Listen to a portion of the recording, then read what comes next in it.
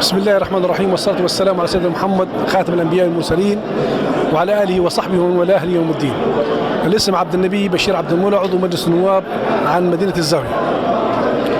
بالنسبة لجلسة اليوم كانت هي جلسة في غاية الأهمية لاختيار محافظ ولتوحيد المؤسسة المالية في ليبيا التي الآن منقسمة بين الشرق والغرب، والتي يعاني منها المواطن الكثير، وهي التي ترسم السياسات المالية. وتم عرض 3 أشخاص، عرض الفكرة والسيرة الذاتية لهم كمحافظين، وغدا بإذن الله تعالى سوف يتم انتخاب أحد من هؤلاء الأعضاء لممارسة مهام المحافظ، ومن ثم سوف يتم انتخاب كذلك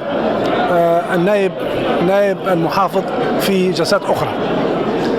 بالنسبة للزيارة التي قام بها السيد الرئيس إلى إيطاليا، أنا أختلف معه اختلاف كامل، لا أوافق على هذه الزيارة.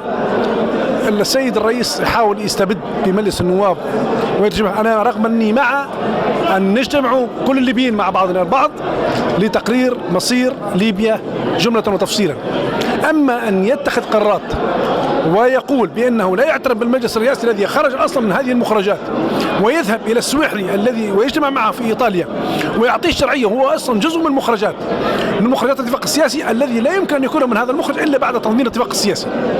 فهذا الجلوس معه يعني اعتراف ضمني بأن السويحلي هو رئيس المجلس الرئاسي، ونحن لسنا ضد السويحلي وغيره، ولكن قلنا نحن على أعضاء المؤتمر الوطني اللي انتخبوا في 2012 كاملا هم من ينتخبوا رئيسهم، ونحن هم اخوتنا وابناء ليبيا، ونحن لا نزايد على اي شخص.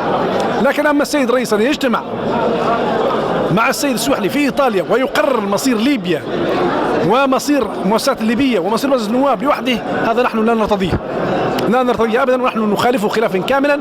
وهو في زيارته لايطاليا يمثل نفسه فقط، ولا يمثل اعضاء مجلس النواب، ولا يمثل مجلس النواب في رؤيته لبناء الدوله.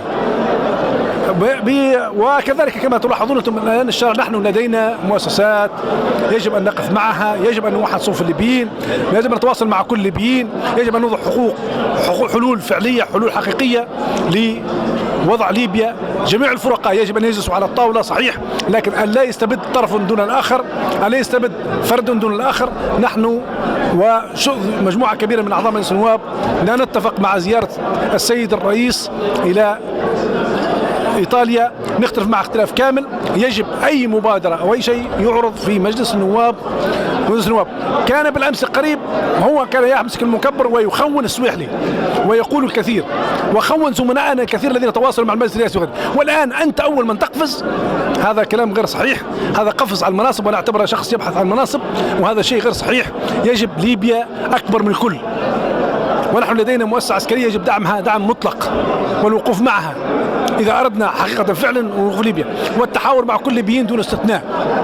أما التحاور طرف دون الآخر، المصلحة لا تمثل المنطقة الغربية. أنا من المنطقة الغربية، يجب أن يتمثل كل أبناء المنطقة الغربية إذا أردت التواصل حقا.